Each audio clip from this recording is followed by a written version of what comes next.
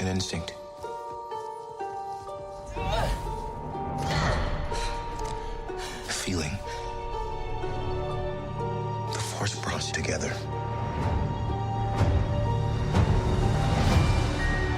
We're not alone. Good people will fight if we lead them. People keep telling me they know me. No one does. But I do.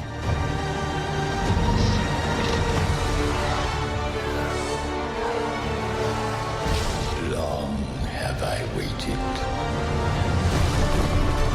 And now you're coming together.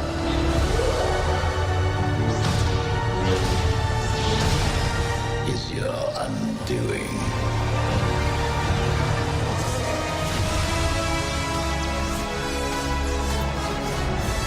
Confronting fear is the destiny of a Jedi.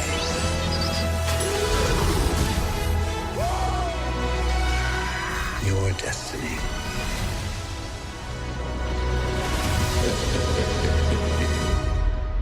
The Force will be with you. Always.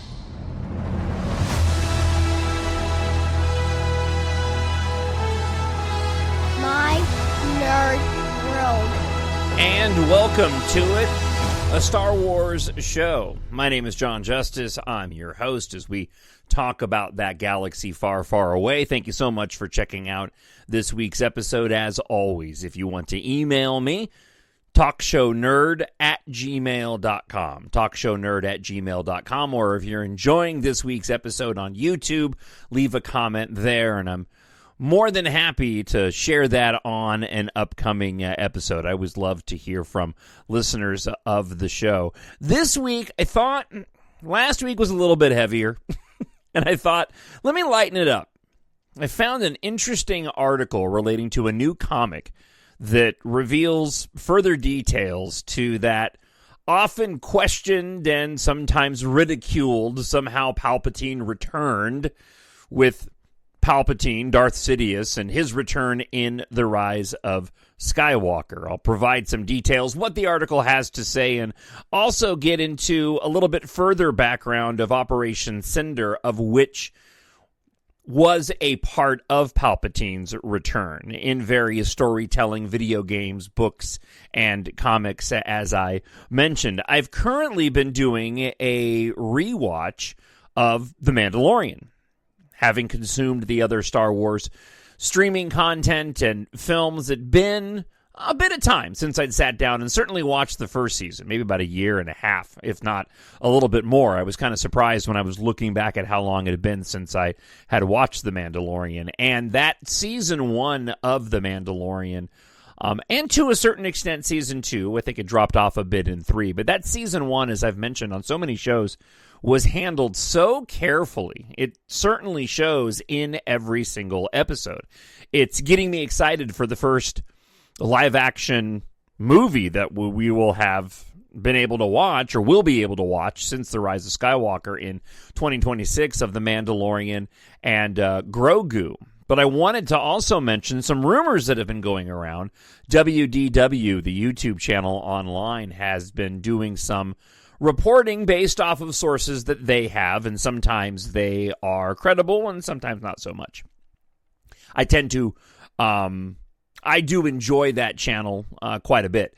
They've been reporting that potentially Lucasfilm could be looking at Jon Favreau to essentially become the Kevin Feige to the Marvel Cinematic Universe. Jon Favreau could be the leader of Star Wars through Lucasfilm, and essentially the Kevin Feige of Star Wars. Now, I don't know how Dave Filoni fits into the mix. I kind of look at Dave Filoni as the de facto Kevin Feige, even though he doesn't officially have that title, whereas I think most people would point to Kathleen Kennedy. All that is to say that if Jon Favreau were to be given more creative control over Star Wars moving forward, I'm a bit in support of that particular move, especially because in the way that they handled those first 2 seasons of The Mandalorian, Jon Favreau in the documentaries has been very open about how when they were crafting The Mandalorian, they were looking more at what influenced George Lucas in terms of storytelling rather than looking back at Star Wars previous content in terms of storytelling. And I thought that was a very smart thing to do, and it certainly shows in the storytelling of The Mandalorian. Now, his films tend to be hit or miss. Some of them are really, really good, and some of them are kind of just okay.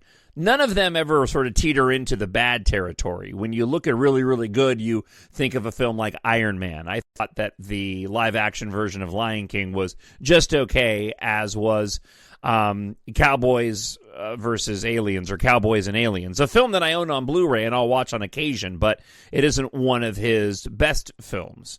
A movie like Chef, for example, is absolutely fantastic. So ultimately, I just hope that Lucasfilm and Disney end up getting their act together when it comes to future content, and it remains to be seen what will become of Skeleton Crew here in a couple of months. But this rumor had me a little bit excited, at least from the angle of if he is going to be an individual that's put in charge of future Star Wars content, along with Dave Filoni and his storytelling prowess, I think that they may be able to sort of right the ship in terms of the controversy and all the things that we've discussed on previous episodes. But what are your thoughts? You have a thought on Jon Favreau becoming the Kevin Feige of Lucasfilm. I'd love to hear from you. Again, TalkShowNerd@gmail.com, or leave that comment up on YouTube. Something inside me has always been there. But now it's awake. And I need help. Well, and somehow Palpatine was always there. I've made no secret my enjoyment of the sequel trilogy, including The Rise of Skywalker, a film that I absolutely love. I personally never had much of an issue relating to Palpatine's return. As a lifelong Star Wars fan, I, very early on in Star Wars storytelling, became accustomed to things not being answered and, things being left open. I'll never forget that I had sort of a checklist in mind of things that I wanted to see take place in Revenge of the Sith to close out the films, not realizing we would get the sequel trilogy that Disney would be sold, or that Star Wars would be sold, Lucasfilm would be sold to Disney at some point in time. And I remember one thing that I really wanted was I wanted an explanation to how Obi-Wan Kenobi learned to absorb into the Force and disappear, and whether or not we were going to see him getting additional training from Qui-Gon Jinn. And at the end of that film, I was left somewhat disappointed that it was sort of a throwaway line that George Lucas threw in. There's a moment where you see a close-up of Yoda, and you assume that he's communicating with Qui-Gon Jinn, at least I do, because Yoda also learned that power to be able to disappear into the Force, and I was hoping that there would be sort of a further explanation of that, and they didn't provide that to the extent that I was looking for. When you go back to the original trilogy and they talk about things like the Clone Wars and how it's just a passing mention, I mean, the list goes on of things that in the original trilogy and prequel trilogy we simply didn't have answers to. So again, I've become accustomed to this. So Palpatine returning didn't really bother me all that much. But for a lot of people it did, to the point where the line from Poe Dameron of somehow Palpatine returned has become a bit of a Star Wars joke. Well, there's a new comic book series that attempts to provide a little bit more clarity to how Palpatine did return, taking place almost immediately after the Battle of Endor, the new Star Wars comic book series, Star Wars A New Dawn. It tells the story of a message that is sent out to the Empire from Palpatine beyond the grave. The message reads, Operation Cinder is to begin at once. Resistance, rebellion, defiance. These concepts that cannot be allowed to persist. You are but one of many tools by which these ideas shall be burned away. Now, a lot of hardcore Star Wars fans will know about Operation Cinder. If not, I will get you up to speed here in a moment. It was referenced in the second season of The Mandalorian. But that's not the most interesting part of the story. What's interesting is just how quickly Palpatine's plan came into effect, and it was mere hours after his death, implying that he'd planned the whole thing from the start. Palpatine definitely seems like the kind of guy who would have had contingency plans. Operation Cinder, through video games and other storytelling, Mandalorian and books, certainly shows that to be the case. But whether he had one that led all the way up to the events of the Rise of Skywalker is still another question. It's never been fully explained how he came back.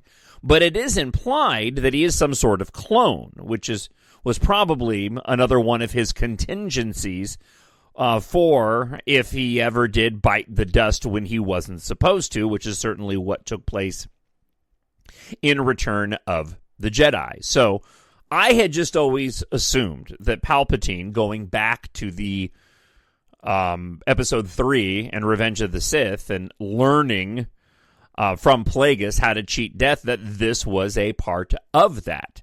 Now, getting further into the background on Operation Cinder, if you saw episode 15, chapter 15, The Believer of season 2 of The Mandalorian, you might recall the mention of something called Operation Cinder. While it's something that quite clearly had an impact on Mayfeld, it's possible you may not have known just what Operation Cinder was, and I'm pulling from an article from StarWars.com, except that it was really, really bad. So Operation Cinder was, to put bluntly, part of Emperor Palpatine's evil contingency plan. In the event of the Emperor's death, a series of red-robed messenger droids were to go out to designated members of the Empire and deliver final orders. And behind those messenger droids, behind the face mask of it's not a helmet, it's the head, but there's essentially a clear face mask. You could see the image of Palpatine. It looked like something akin to a holographic transmission. Those orders to burn away the ideals of the Resistance, again, rebellion and defiance, through attacks that would scour a planet, such as Palpatine's own homeworld of Naboo.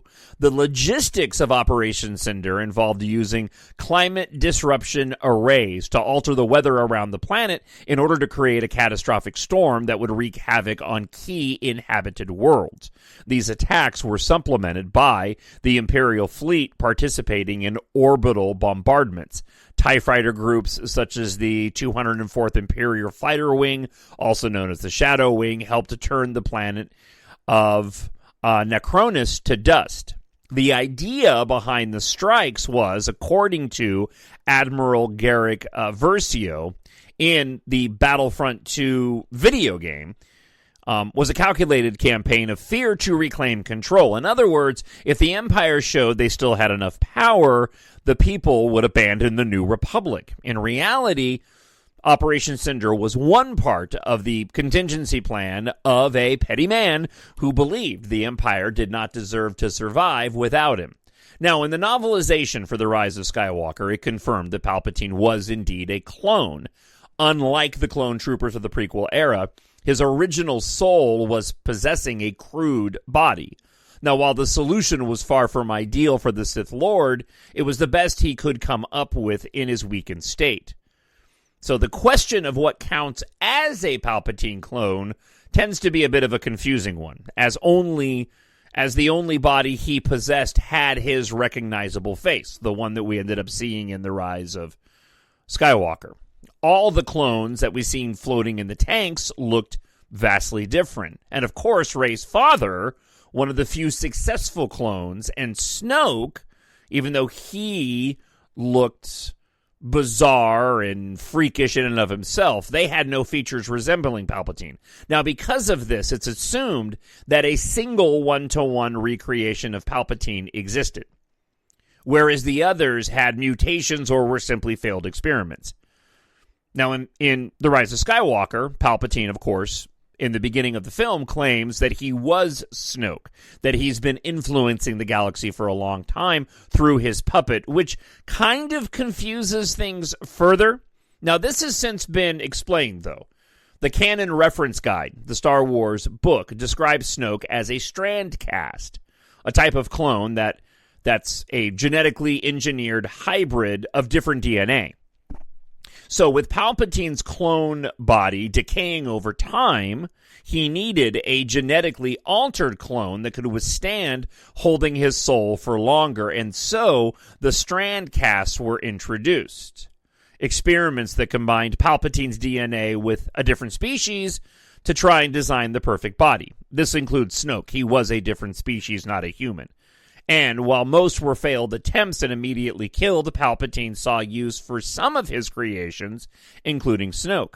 Now, despite Snoke's deformities, he managed to survive the cloning process and proved to be the perfect puppet for Palpatine. And around the same time, there was yet another successful creation. This would have become Rey's father. This clone was one of the most healthy and intelligent, although was still not strong enough for Palpatine's soul to possess. Nevertheless, he was kept alive long enough to make an escape and have Rey as a daughter. Now, in the end, Rey's father and Snoke are the only two notable clones who survived. However, it's said the cloning process was constantly ongoing and that multiple others were created as backups. And even in The Rise of Skywalker, Snoke clones can be seen floating in the tanks. Most of these were alive, meaning they were kept in stasis or possibly used as slaves. And so there was only a single identical Palpatine clone, numerous altered clones over the entire Sith headquarters. So this begins to sort of give you a bit clearer of a picture of what had taken place regarding the sequel trilogy.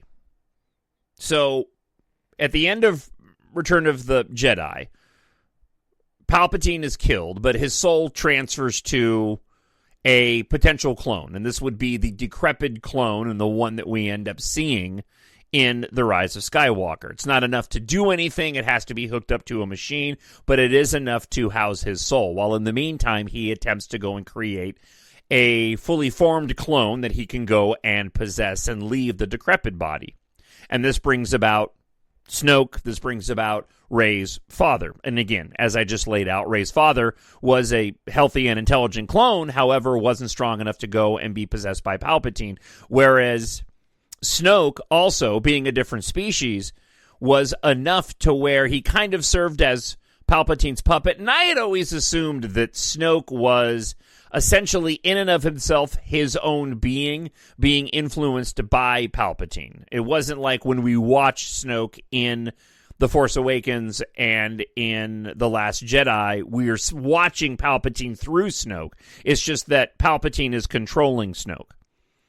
And that by the time we get to The Rise of Skywalker, you have about a year between The Last Jedi and The Rise of Skywalker, wherein you would, question, okay, well, why didn't he bring another Snoke out of one of the tanks to continue on doing what Snoke was doing for the Empire? And I think at that point in time, Palpatine had decided that he was going to attempt to get to Rey and have her brought to him because she would be strong enough to go and possess his body.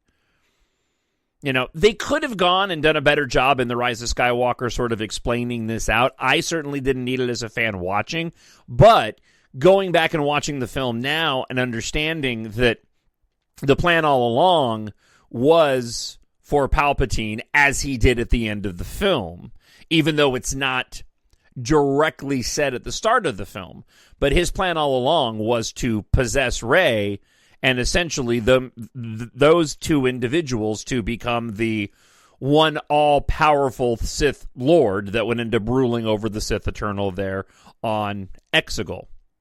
I just really like these little backstories. Again, I don't need it in terms of my enjoyment of the film. And what I'm really hoping takes place is that when we get to The Mandalorian and Grogu, because a long time ago, Dave Filoni had said that The Mandalorian would serve as a vehicle of storytelling so that we could get more of a background of the rise of the First Order. So what I'm really hoping is that the groundwork that was laid out in the first 3 seasons of The Mandalorian, specific to Grogu, I'm of the opinion, while you had Moff Gideon attempting his own experiments to create his own army clones for himself and clones of himself, as we saw in The Mandalorian. I am personally hoping that we end up seeing what I think was also going on at that period, in that moment in time, and that is Moff Gideon was off doing his own thing, using the midichlorian blood of Grogu for his own experiment so that he could rise to power, while the true intent was to utilize Grogu's midichlorian-rich blood to try to get Palpatine what he was looking for in a clone that he could go and possess. And this was also something that was being worked on when you go back and watch The Bad Batch.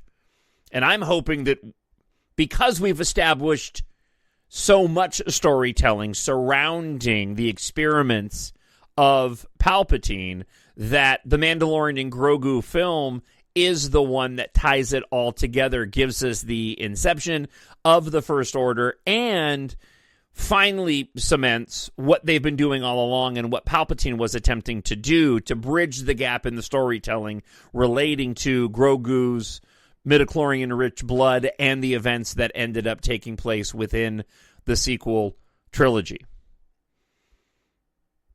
That all makes sense? Email me, TalkShowNerd@gmail.com, or, of course, leave a comment up on YouTube. Listen, I really love the storytelling of the sequel trilogy. I understand those that have their complaints over them, but I find it to be a really interesting and unique story and what they were attempting to do, and I really like the backstory of what we're finding out now, and it's probably one of the things in The Mandalorian that they injected enough of to continue to pique my interest beyond just the adventures of The Mandalorian and having and tying into the further storytelling. You know, how Ahsoka mixes in with all of this remains to be seen. But if they're looking for an anchor in The Mandalorian and Grogu, I really hope that this ends up being it in terms of the storytelling. So, listen, before I let you go, thank you so much for checking out this week's episode, keeping it rather short. As always, if you enjoy reading science fiction, I hope you'll check out my science fiction space opera series, EMBARK, available in ebook, Kindle Unlimited, paperback, and hardcover. Treat yourself, a friend, or a family member with science fiction. I wrote these stories because of my love of Star Wars. They are written for adults, but age appropriate for those 11 and up. They make a fantastic Christmas gift. Just take a moment, head on over to Amazon.com, search for EMBARK and John Jon Justice. You can check out my series, and if you haven't picked up any of the books yet, pick up book 1 today in your preferred format. The log line for book 1. Taft has found something, and humanity won't survive without it. When ship mechanic Taft Guardia agrees to help starfighter pilot Keith Amaro investigate a cryptic message from her late aerospace engineer father, they embark on a perilous journey of discovery amid a looming planet-wide industrial catastrophe. In the middle of the global evacuation, 2 rival megacorporations are on the brink of interstellar war as Taft, Keitha, and their ragtag crew discover what may be the only hope of saving Earth's evacuees from annihilation. 7 books in all complete the series, and I hope that you'll take a moment and check it out today. There is an ebook box set of all 7 books available at a discounted price. Just head over to Amazon.com and search for EMBARK and John Jon Justice. Thank you so much for checking out this week's episode. Again, email me, TalkShowNerd@gmail.com, or leave that comment up on YouTube. I hope you have a fantastic week and weekend. I'm going to enjoy myself some more of Mandalorian Season 1. And I always love to hear what it is that you're consuming of Star Wars as of late. So drop me that listener feedback. I hope wherever you are, you're happy, you're healthy, and you're safe. God bless, and I'll talk to you again next week. Bye. The Force will be with you, always. My Nerd World.